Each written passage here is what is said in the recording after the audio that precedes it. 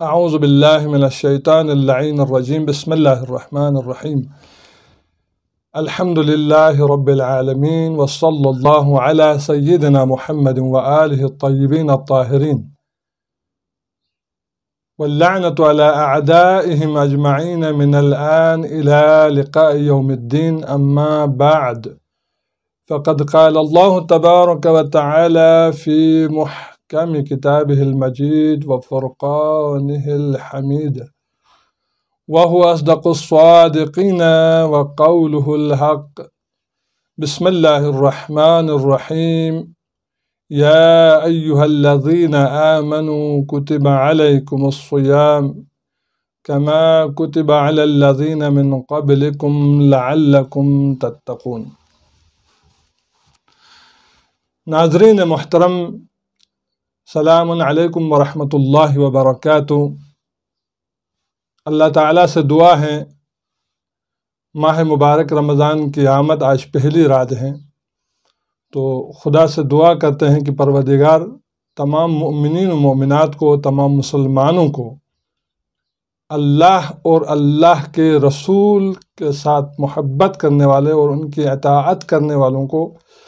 اللہ توفیق دے کہ ماہ مبارک رمضان کے روزے اور ماہ مبارک رمضان کے اعمال احسن طریقے سے انجام دے سکیں۔ اور ماہ مبارک رمضان میں مسلمان اللہ تعالیٰ کا مہمان ہے، ضیافت اللہ فی ضیافت اللہ، اللہ کا مہمان ہے۔ جب مہمان میزبان کے پاس آتا ہے تو کس احترام سے، کس شان و شوکت سے آتا ہے۔ عام ایک دنیوی ایک ہمارے جو معاشرے میں ایک مہمان، خاص مہمان جس کو دعوت دی جاتی ہے، اگر وہ آتا ہے تو کس طریقے سے آتا ہے، یہ تو ایک چھوٹی سی مثال ہے، لیکن پروردگار عالم کے مہمان ہے۔ یہ ماہ برکت ہے، ماہ رحمت ہے، ماہ مغفرت ہے، اور یہ ماہ نجات ہے، ماہ بخشش ہے، ماہ دعا ہے، ماہ تلاوت کلام پاک ہیں۔ اس مہینے میں زیادہ سے زیادہ تلاوت کلام پاک اور سب سے افضل ترین عمل عبادت، مولا کائنات علیہ السلام نے جب رسول اسلام سے پوچھا سب سے بہترین عمل کیا ہے، تو آپ نے فرمایا تقوی الہی ہے،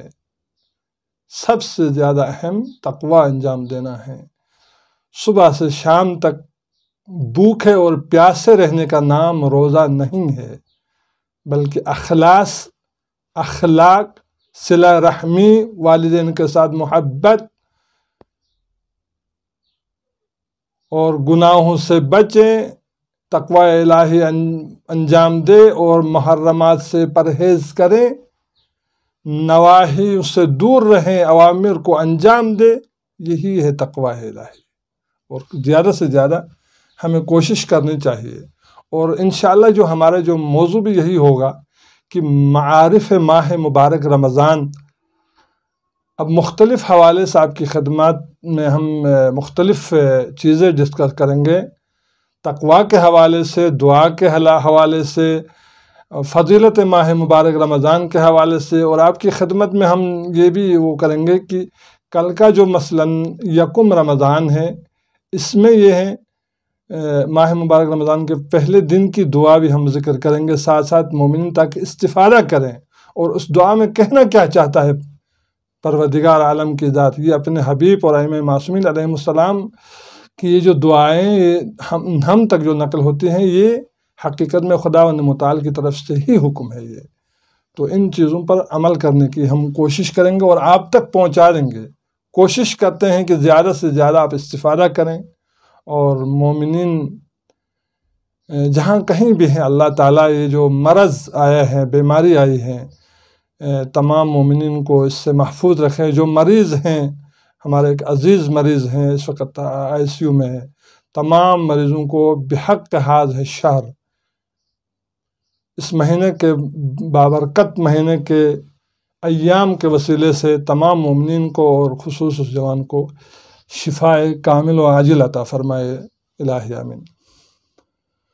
آپ کی خدمت میں ایک آیت کی تلاوت کا شرف حاصل ہوا کہ اے ایمان والو، روزے تم پر فرض کیے گئے ہیں جس طرح پچھلی امتوں میں بھی فرض ہو گئے تھے روزے۔ ایسا نہ سمجھو کہ صرف آپ پر روزے فرض ہو گئے ہوں، نہیں، پچھلے انبیاء کی جو امتیں تھیں ان پر بھی روزے فرض ہوئے تھے۔ بس یہ ہیں کہ ان میں اور آپ میں فرق یہ ہے کہ ان میں کچھ زیادہ تھا، زیادہ روزے رکھتے تھے، اور رسول اسلام صلی اللہ علیہ وآلہ وسلم کے صدقے سے امت پر پروردگار عالم کی ذات مہربان ہو کے صرف 30 دن کے روزے رکھنے ہوتے ہیں، اور یہ سال بھر میں روزہ ہمارے لیے مہمان ہے اور ہم اللہ کے مہمان ہیں، یہ سمجھنے کی کوشش کریں۔ ایک بار آتا ہے روزہ، سال میں ایک بار آتا ہے، تو یہ روزہ مہمان ہے اور روزہ دار اللہ کے مہمان ہیں۔ تو اس شب، آج کی رات میں کچھ نمازیں ہیں، دعائیں ہیں، ویسے تو بہت ساری دعائیں آپ مفاتیح الجنان میں دیکھیں، بہت ساری دعائیں ہیں، ان دعاؤں کو پڑھیں، اور نماز ہیں اور ان نمازوں کو پڑھیں، اور ان میں سے 4 رکعت نماز خاص ہیں، ان نمازوں کو پڑھیں جو 15 مرتبہ سورہ حمد الحمد کے بعد پڑھنی ہے، سورہ توحید 15 مرتبہ، یہ نمازیں ہیں، ان نمازوں کو پڑھیں۔ اور رسول اللہ صلی اللہ علیہ وسلم نے اپنے اصحاب سے فرمایا، اے میرے اصحاب، ایک ایسی چیز کی خبر نہ دوں آپ کو جو کہ اس چیز سے آپ بچ سکو؟ تو رسول اللہ صلی اللہ علیہ وآلہ وسلم نے جب یہ فرمایا تو صحابہ نے عرض کی، قالوا بلا یا رسول اللہ، اس چیز کی خبر دیں تاکہ ہم بھی انجام دے، جو انجام دینے والی ہیں ان کو انجام دے، جن چیزوں سے ہم بچنا چاہتے ہیں ہم ان سے بچیں۔ رسول اللہ صلی اللہ علیہ وآلہ وسلم نے فرمایا، لو علمتم ما لکم فی شہر رمضان لزدتم للہ شکرا۔ اگر جان لو تم لوگ، ما لکم فی شہر رمضان، رمضان میں کتنی فضیلت اور کتنا اہتمام اور کتنے درجات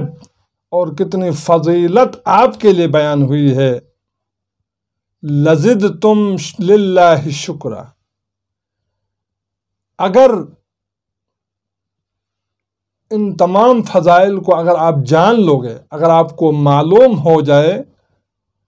تو لزدتم للہ شکرا، تو آپ اللہ کے شکر میں اضافہ کرتے جائیں گے۔ معرفت ماہ مبارک رمضان اگر آپ کو معلوم ہو جائے تو آپ اس کے زیادہ سے زیادہ شکر بجا لائیں گے۔ اذا كان اول ليلة غفر الله تعالى لأمتي الذنوب كلها سرها وعلانيتها، آج کی رات ہے، شب اول ماہ مبارک رمضان جب آتا ہے تو اللہ تعالیٰ اپنے امت کے جتنے بھی گناہ ہیں ان تمام گناہوں کو پروردگار عالم معاف فرماتا ہے، چاہے وہ گناہ پوشیدہ کیے ہوں اور چاہے وہ گناہ اعلانیہ کیے ہوں، یعنی اظہار کر کے کیے ہوں، لوگوں کے سامنے گناہ کیے ہوں یا خفیہ گناہ کیے ہوں، ان تمام کو بخش دیتا ہے پروردگار عالم کی ذات آج کی رات، اول ماہ مبارک رمضان کی رات۔ وَرَفَعَ لَكُمْ أَلْفَ دَرَجَةٍ، اور اس کے ساتھ آپ کے روزہ دار کے امت کے ہزار درجات پروردگار عالم بلند فرماتا ہے ماہ مبارک رمضان کی پہلی رات، بشرطہا و شروطہا، اور آخر میں یہ شرط آ جاتی ہے، وَيَبْنَى لَكُمْ 50 مدینہ، اور پروردگار عالم کی ذات آپ کے لیے، روزہ دار کے لیے جنت میں 50 شہر تعمیر کرتا ہے جنت میں۔ اب آپ کی مرضی ہے کہ اس میں آپ نے رہنا ہے یا آپ جو حوروں کو رکھنا ہے اچھا جس کو رکھنا ہے، آپ کے ازواج مطہرات جو اس دنیا میں پاک اور پاکیزہ ہوں، تو وہاں پہ بھی انشاءاللہ پروردگار عالم یہی ازواج ہی ہوں گے، ان کو رکھنا ہے یا آپ کے اس میں ہے۔ پروردگار عالم روزہ دار کے لیے خاص اہتمام کرتا ہے، اور ان تمام چیزوں کو بچانے کے لیے، ان تمام چیزوں پر عمل کرنے کے لیے وہ آخر میں ایک ذکر، اگر وقت ہوا تو ذکر کروں گا، وہ یہ ہیں کہ ان تمام سے ہم غافل نہ ہوں، نومۃ الغافلین میں شمار نہ ہوں، ان تمام سے ہم بچ جائیں، اگر غافل نہ ہوں تو پھر انشاءاللہ تعالی یہ تمام چیزیں ہمارے ہاتھ میں آ سکتی ہے۔ اس لیے ماہ مبارک رمضان کی پہلی رات سے یہ تہیہ کرے، یہ قصد کرے کہ جو گزشتہ گناہ ہو گئے ہیں وہ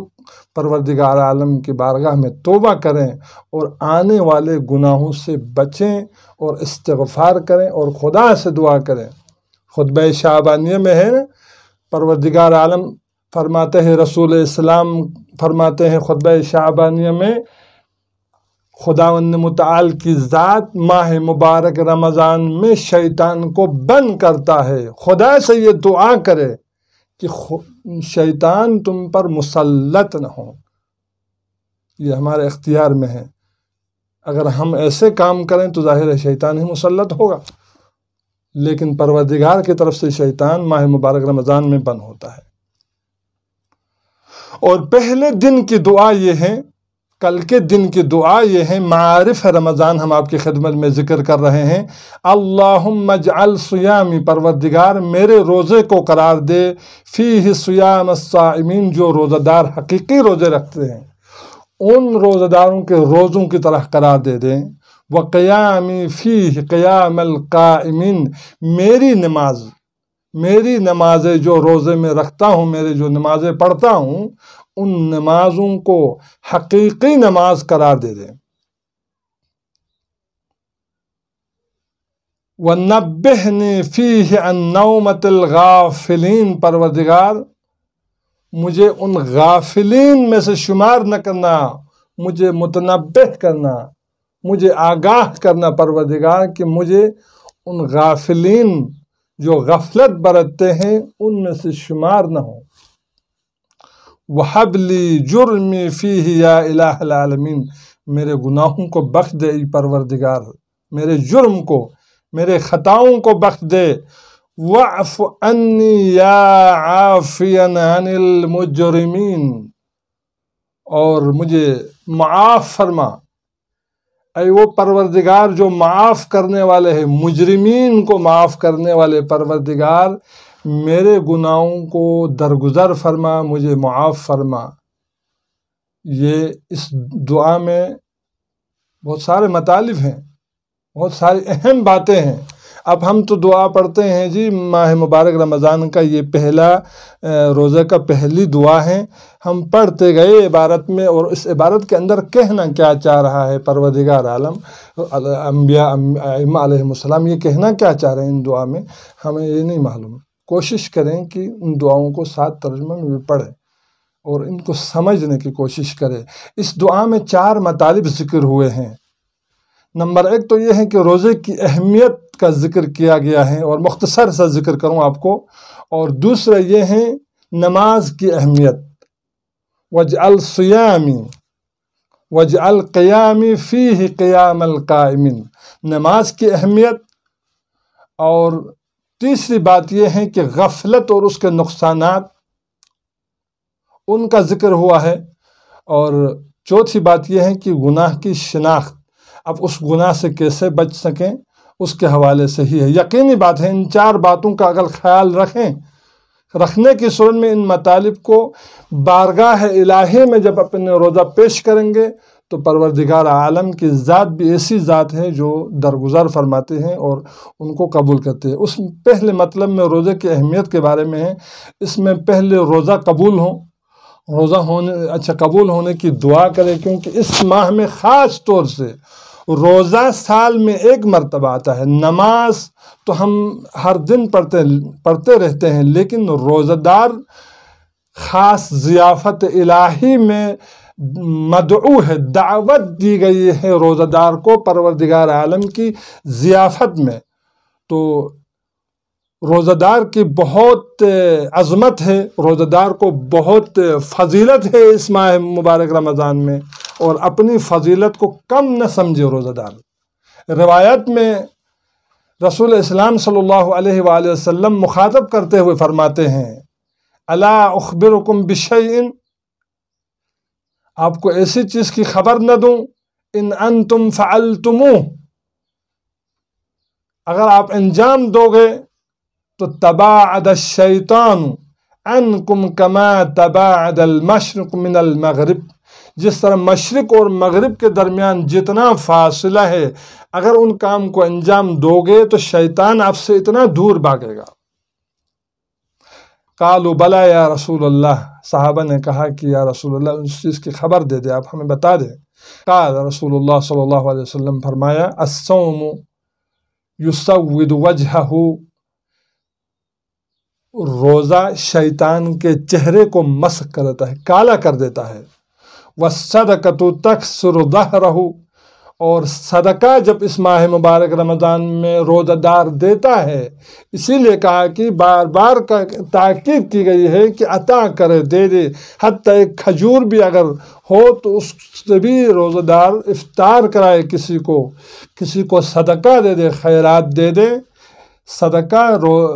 اس کے شیطان کی کمر کو توڑ دیتا ہے۔ والحب فی اللہ عز وجل والمؤازرۃ علی العمل الصالح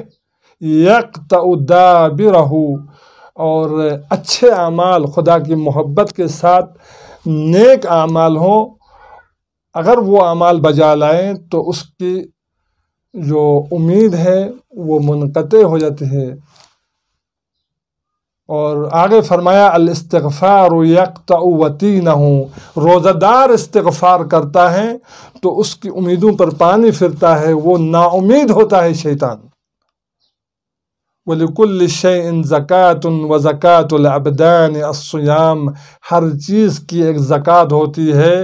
اور روزہ دار کی جو زکوٰۃ ہے، بدن کے روزہ دار کے جو بدن کی جو زکوٰۃ ہے وہ صیام ہے، وہ روزہ ہے۔ وَلِكُلِّ شَيْءٍ زَكَاةٌ، ہر چیز کے لیے زکوٰۃ ہے، وَزَكَاةُ الْأَبْدَانِ الصِّيَامُ، بدن کی جو زکوٰۃ ہے وہ روزہ ہے۔ اور تیسرا مطلب میں یہ ہے، روزے کے اقسام کے بارے میں بتایا گیا ہے کہ روزہ ظاہری اور روزہ جو ہے حقیقی روزہ، اب اس میں جو مثالیں فٹ ہوتی ہیں آپ خود وہ کر سکتے ہیں۔ اب ایک ہوتا ہے روزہ ہمیشہ رکھتا ہی نہیں ہے، وہ فخر سے صبح سے شام تک وہ کھاتا پیتا نہیں ہے، وہ کہتا ہے آج میں نے روزہ رکھا ہے بھائی۔ اور ایک روزہ ہوتا ہے حقیقی، جو اعضاء اور جوارح کے ساتھ جو روزہ رکھتا ہے وہ روزہ ہے جو پروردگار عالم کی بارگاہ میں قبول ہوتا ہے۔ اور تیسرا مطلب یہ ہے کہ عبادت کے متعدد مصادیق کے بارے میں، مثلا عبادت، نماز بھی عبادت ہے، روزہ بھی عبادت ہے، اس کے علاوہ سلام بھی عبادت ہے، صلہ رحمی بھی عبادت ہے، والدین کے احترام بھی عبادت ہے، اچھا زکوٰۃ بھی عبادت ہے، حج بھی عبادت ہے۔ عبادت ہر وہ کام جس سے پروردگار عالم کی ذات راضی ہوں، وہ تمام عبادت میں شمار ہوتا ہے۔ اور چوتھا مطلب، اس دعا کے اندر عبادت کی اہم شرائط کے بارے میں ذکر ہو گئے ہیں، شرط صحت کے بارے میں ہے، شرط قبولیت کے بارے میں ہے۔ اگر ان دو چیزوں پر عمل کریں، ان تمام شرائط کے ساتھ شرط صحت اور شرط قبولیت ہوں، تو پروردگار عالم جو ہیں ان روزوں کو اور ان دعاؤں کو، ان اعمال کو اپنی بارگاہ میں قبول کرتا ہے۔ لیکن ان دونوں چیزوں کے لیے اور ان شرائط کے لیے کچھ موانع بھی ہے۔ وہ موانع اگر حائل ہوں، اگر کوئی چیز مانع بنتی ہے تو یہ روزے قبول نہیں ہو سکتے ہیں، اور یہ عبادت اپنی بارگاہ میں حقیقی معنوں میں قبول نہیں ہو سکتے ہیں۔ ان میں مال اور اولاد ہیں، عیش و عشرت ہیں، اچھا اس کے علاوہ دنیا کی طرف مائل ہونا ہے، جیسا کہ پروردگار عالم کا ارشاد ہے، فَأَعْرِضْ عَنْ مَنْ تَوَلَّى عَنْ ذِكْرِنَا وَلَمْ يُرِدْ إِلَّا الْحَيَاةَ الدُّنْيَا، اس شخص سے اعراض کرو، اس سے منہ موڑ لو جس کا قصد صرف دنیاوی زندگی کے علاوہ کچھ بھی نہیں ہے۔ اور چوتھی چیز یہ ہے کہ خدا کے ذکر سے منہ موڑ لے۔ اگر کوئی شخص خدا کے ذکر سے منہ موڑ لے تو دنیا میں بھی وہ تنگ دست ہوگا اور آخرت میں بھی اعمیٰ اور اندھا شمار ہوگا، اندھا محشور ہوگا۔ اور پانچویں چیز یہ ہے شیاطین کی ہم نشینی سے دور رہیں۔ نماز کا وقت ہے، ٹیلی ویژن آن ہو گئی ہے، نماز کا وقت ہے، بچے کے ہاتھ میں موبائل ہے، رمضان کی دعا کا وقت ہے، کوئی اور ڈرامہ کسی فلم میں لگ گئے ہیں، تو یہ شیطان کی ہم نشینی ہے۔ کوشش کریں زیادہ سے زیادہ ریاضت ہو، کوشش کریں زیادہ سے زیادہ عبادت ہوں، کوشش کریں زیادہ سے زیادہ اخلاص ہوں، کوشش کریں زیادہ سے زیادہ تقوی الہی انجام دے دیں۔ اور ان تمام چیزوں کو، یہ تمام کیا ہے؟ غافلین میں سے شامل ہونے کے اسباب ہے، غفلت کے اسباب ہے، جو ابتدائی دعا میں ذکر کیا تھا، غفلت کے اسباب ہے۔ خداوند متعال کی بارگاہ اور ہمارے درمیان میں جو حائل ہونے والی چیزیں، یہ چیزیں ہیں جو غفلت کے اسباب ہے۔ ان غفلت سے بچنے کے لیے کوئی چیزیں ایسی بھی ہیں جو اسباب ہیں جو ان سے بچ سکیں، تو ان میں سے پہلا یہ ہے صبر اور نماز کے ذریعے سے اللہ سے مدد مانگے۔ وَاسْتَعِينُوا بِالصَّبْرِ وَالصَّلَاةِ، نماز اور روزے کے ذریعے سے۔ یہاں صبر سے مراد، یہاں روایات میں اور آیات میں جو صبر سے مراد لیا ہے وہ صبر روزہ ہے۔ روزہ اور نماز کے ذریعے سے پروردگار عالم سے مدد لینا، مسلسل نیک کام انجام دینا، اور اس کے علاوہ یاد الہی میں رہنا، ذکر الہی بجا لانا۔ نماز کو اول وقت میں، یہ کوشش کرے ہر مومن نماز کو اول وقت میں انجام دے، تب وہ نماز کہلائے گی۔ اور آخر میں ایک روایت آپ کی خدمت میں ذکر کروں گا کہ امام باقر علیہ السلام فرماتے ہیں ایما حافظ علی الصلوات المفروضہ فصلاها لوقتها فلیس هذا من الغافلین۔ جب بھی نماز، واجب نماز پڑھنا ہو، روزہ دار نمازی کوئی بھی جو روزہ واجب نماز پڑھنا ہو، تو وہ اول نماز میں، اگر وہ اول وقت میں اس نماز واجبی کو پڑھے، تو امام علیہ السلام فرماتے ہیں فصلاها لوقتها، اگر اول وقت پڑھنے کی صورت میں فلیس ھذا من الغافلین، یہ شخص غافلین میں سے شمار نہیں ہوگا۔ خداوند متعال سے دعا کرتے ہیں پروردگار ہمیں غافلین میں سے شمار نہ کرنا، پروردگار اپنے آپ کو ان اعمال اور عبادات اور ریاضت اور تقوی الہی اور ماہ مبارک رمضان کے